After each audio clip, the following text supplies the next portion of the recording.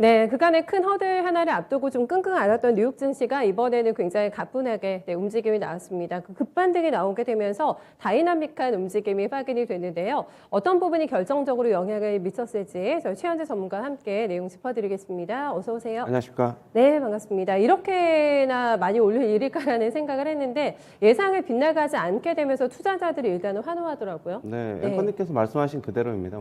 FOMC 결과가 결국에는 우리가 그냥 시장에서 예측한 그 수준대로만 나와가지고 일단 불확실성이 제거된 거에 투자자들은 매수를 시작해서 어제 전부 다 3대 지수 급등을 했습니다. 다우는 1% 올랐고 나스닥은 2.1% 상승, S&P 500은 1.6% 상승했고 필라델피아 반도체 지수도 3.7% 급등했습니다.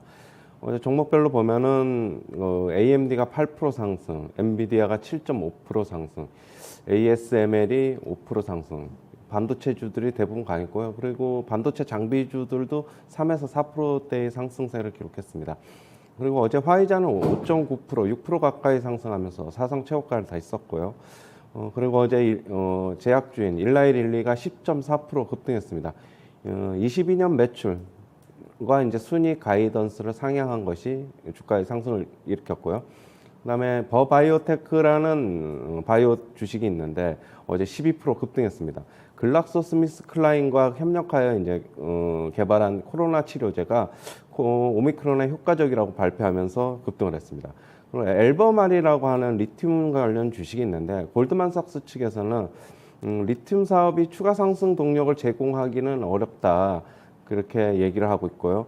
지금 현재 밸류에이션이 비싸다. 전기차 중심으로 리튬 수요는 빠르게 증가하고 있지만은 그만큼 이제 공급도 확대되고 있어서 공급 확대되고 있고 공급 문제는 곧 해결될 것이다라고 얘기를 했습니다.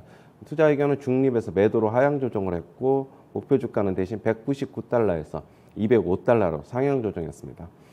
그리고 JP 모건 측에서는 아마존하고 메타 플랫폼스, 그다음에 넷플릭스를 22년 IT 섹터의 탑픽으로 꼽았습니다. 수익성이 우수하고 밸류에이션도 합리적이다라고 얘기를 하고 있습니다. 그리고 향후의 성장세 둔화 리스크도 제한적이다 얘기하고 있고요. 그리고 어제 연준이 FOMC 그 결과를 발표했는데 테이퍼링을 내년 3월에 종료할 것이고 내년에 세 차례 금리 인상을 시사했습니다. 그리고 18명 중에 위원들 중에 10명이 3회 이상을 점도표에 찍었고요. 2명이 4회를 찍었습니다. 그리고 연준은 올해 인플레이션 전망치를 4.2%에서 5.3%로 상향 조정했고요. 음식료와 에너지 가격을 뺀 근원 인플레 예상치도 3.7에서 4.4%로 상향 조정했습니다. 그리고 내년 전체적인 인플레이션은 2.6%가 될 것으로 보고 있고요. 근원 인플레이션은 2.7%를 예상하고 있습니다. 그리고 올해 GDP 성장률은 5.9%에서 5.5%로 0.4% 하향 조정했고요. 내년에는 3.8%에서 4%로 상향 조정했습니다. 그리고 23년 GDP도 예상을 했는데 2.5%에서 2.2%로 하향 조정했습니다. 그리고 어제 이제 11월 소매 판매가 0.3% 증가했다고 발표를 나왔는데 예상치인 0.8%에 좀 크게 하회했습니다. 전월에는 1.8% 증가했습니다. 레리 서머스 전 재무장관은 지금 미국 경제가 연착륙을 실패할 가능성이 크다 얘기하고 있습니다. 그 연준의 금리 인상 사이클이 적절한 시기에 인플레를 통제하지 못할 것이다 얘기하면서 통화 정책이 즉각적인 효과를 기대할 수 있는 것이 아니기 때문에 과거 연준의 금리 인상 사이클이 경기 침체를 얘기했던 것도 이런 시간차 때문이다라고 얘기를 하고 있습니다. 이번에도 실패할 가능성이 상당히 높다 얘기하고 있습니다. 특히 IT 섹터와 가상화폐, 그다음에 스펙 주식들은 일시에 버블이 꺼질 것이다 얘기하고 있습니다. 그리고 캐시우드가 운영하는 이제 아크 ETF 수익률이 고점 대비 40%나 급락했습니다. 네. 타격이 컸네요. 네, 아크 ETF가 최근에 체면을 좀 많이 구기면서 수익률이 고점 대비 많이 떨어지고 있다고 합니다. 굵직한 뉴스들이 많이 나와가지고 일단 초긴축하드긴 합니다. 예상을 빗나가진 않았습니다만은 긴축하겠다는 카드를 빼들었는데 막판에 지금 장 막판 1시간 만에 급등으로 돌아서게 되면서 굉장히 다이나믹한 움직임이 확인이 되는데 투심을 달랠 만한 파월 연준 의장의 멘트가 일단은 많이 나왔습니다. 하이퍼 인플레이션을 시사했어요. 파월 의장이. 네. 지금 뭐 연준에서는 뭐 그런 멘트가 나왔지만은 결국에는 시장 달래기에 결국엔 주력한 것으로 보고 있고요. 그 미국 시장이 굉장히 좀 좋은 거는 지속적으로 연준이 어떤 이런 멘트가 갑자기 나오는 것이 아니라 그 전서부터 계속적으로 시장에 뭐 어떤 대비할 수 있는 시간을 주고 그러면은 이제 지수나 종목 같은 경우에도 그거에 대비해서 미리 좀 빠져서 어떤 충격을 좀 흡수하고 그 다음에 어떤 그 발표도 크게 그 예상을 벗어나지 않는 웬만하면은 그냥 경착륙을 시키지 않으려고 하면은 대부분 다 연착륙을 시키려고 하니까 경제 수장들은 뭐 그렇게 대비할 수 있는 시간을 주고 그거에 딱 맞는 그 정도의 멘트만 대부분 나오는 것으로 좀 보고 있습니다. 네. 제가 질문드린 하이퍼 인플레이션과 관련해서도 일각에서는 월가 전문가들, 아주 소수의 전문가들은 스태그플레이션을 전망하기도 했습니다만은 인플레가 올라가는 것은 맞지만은 경제 훼손은 절대 없을 것이라면서 하이퍼 인플레이션을 굉장히 힘을 실어줬거든요. 이 부분에 대해서 어떻게 생각하세요? 하이퍼 인플레이션이라는 거는 70년대 최고로 높았던 하이퍼 인플레이션을 말씀하시는 거 아닙니까? 그러니까 경제 훼손은 없는데 인플레는 지속되는 상황? 그거를 이제 얘기를 하는 거죠. 예, 뭐 네. 그거는 저도 뭐 동의하는 거예요. 네. 뭐 70년대 같은 하이퍼 인플레이션은 당연히 없는 거고 뭐 일정 부분 그러니까 경제하고 인플레하고 같이 뭐 잘 올라가는 뭐 스태그플레이션의 위험은 아직까지 없는 것으로 보고 있습니다. 네, 그 부분을 일축하게 되면서 투자자들이 많이 또 안도를 했던 것 같고 시장에 또 학수고대하던 파월 의장의 한마디가 나왔습니다. 테이퍼링 종료한다고 해서 바로 금리 인상 들어가지는 미정이다. 이렇게 얘기를 했어요. 그래서 금리 인상을 조금 그래도 아직은 여유 있게 보지 않을까라는 걸 넌지시 언급을 했더라고요. 네. 저랑 좀 잘못 본 것 같은데요. 네. 저는 어제 요 며칠 전서부터 계속 이제 4월 달에 금리 인상을 할 것이다라고 얘기했는데 저는 오히려 조금 3월 중순 정도에 그냥 테이퍼링 끝나면 그냥 바로 3월 말에 할 그냥 것으로 바로 봐요. 즉시. 네. 네, 그 가능성이 높다고 보세요.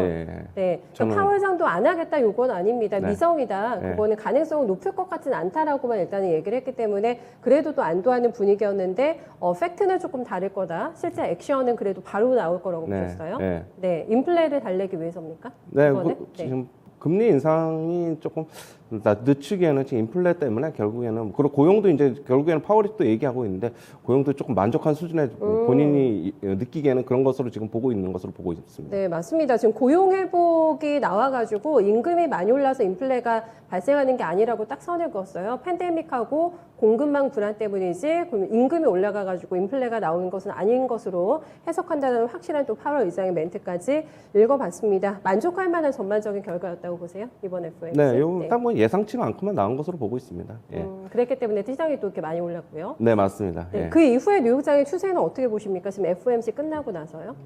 뭐 제가 예측한 대로 FOMC 회의 전후로 해서 어떤 저점을 찍을 것이라고 봤는데 어제도 어떤 저점의 사이 시그널이 나왔었죠. 제가 어제도 말씀드렸고, 말씀해 주셨어요. 어제 나스닥 예. 그렇고 오늘 뭐 그 저점 수준에서 정확히 뭐 반등한 것으로 보고 있어가지고 다시 한번 정거점 테스트할 것으로 보고 있습니다. 사상 최고치 다시 한번 도전합니까? 네. 그러면 네, 그렇게 네. 보세요.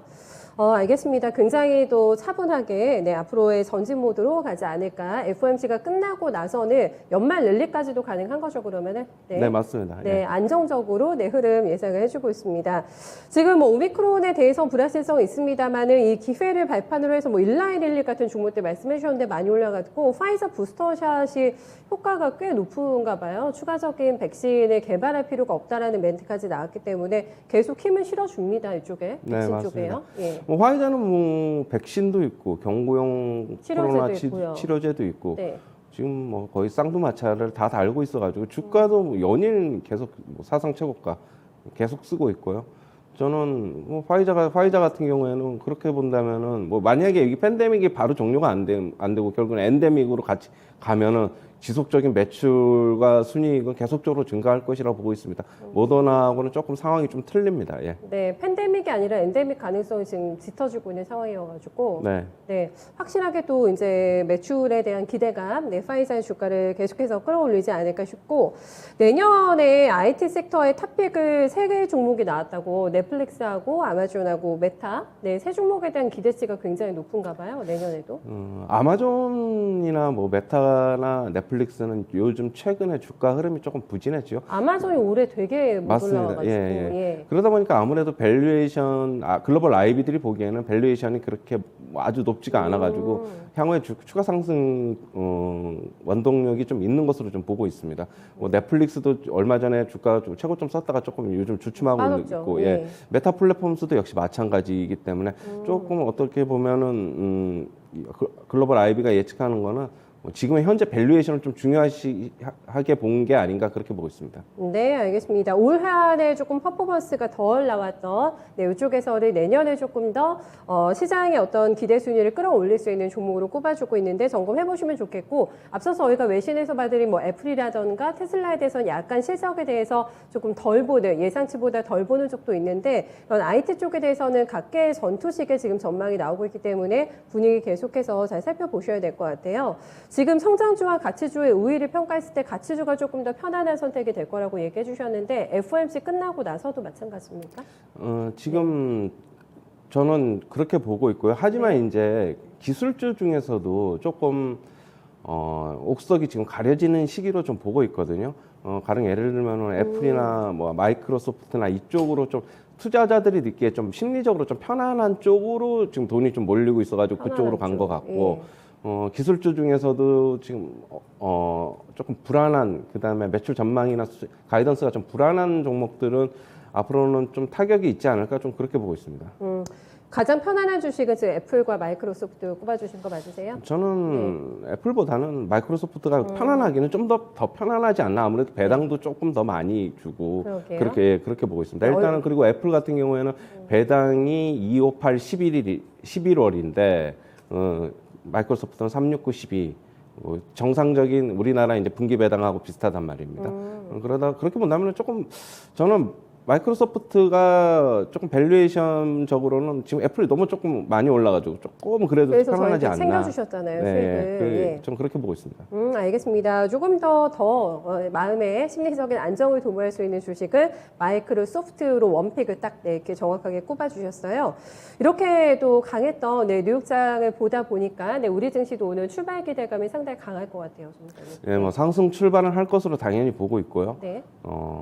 일단은 그런데 어제 이제 거래대금이 요즘 너무 적어가지고 이게 그러니까 이게 고점에서 좀 뚫고 가려 그러면 거래량을 이제 소화를 하면서 손바뀜이 좀 일어나야 되는데 이제 어제 너무 적어가지고 오늘 조금 어떻게 될지는, 아니면 일부 대형주로만 올려서 지수만 올라가면 또 체감 지수는 또 안 좋아질 수도 있는 거고 좀 지켜봐야 될 것으로 보고 있습니다. 연말장의 유동성 왜 부족하다고 보세요? 지금? 일단 고점 상단에 와 있다는 인식이 좀 투자자들 사이한테는 좀 팽배해 있는 것 같습니다. 그래서 여기서 뭐 추가적인 실익 가능성이 올라갈 그런 게 지금 룸이 별로 안 보인다라는 것으로 지금 보고 있습니다. 당분간은 그러면 부족한 유동성 속에서의 움직임을 전망을 해봐야 될 것 같고, 종목도 움직임도 상당히 제한적이겠어요? 맞습니다. 예. 지금 저는 이제 대형주 같은 경우에는 이제 여태까지 지금 위에서 삼성전자나 다른 대형주들 같은 경우 SK하이닉스나 뭐 크게 위로 상승하지도 못하고 하락하지도 않고 묶어두고 지금 제약바이오나 뭐 다른 중소형 개별주로 수익률 게임이 지금 치열하게 일어나고 있는 것으로 지금 보고 있어가지고, 왜냐하면 거래대금이 적으니까 그쪽으로 지금 갈 수밖에 없을 것으로 좀 보고 있어요. 오늘 같은 경우는 시장은 좀 봐야 되는데 저도 여전히 중소형 개별주가 좀 낫지 않나, 좀 그렇게 보고 있습니다. 네, 알겠습니다. 조금 더 디테일한 종목 선택 능력 필요할 것 같네요. 네, 전문가님 오늘 말씀 고맙습니다. 네, 감사합니다.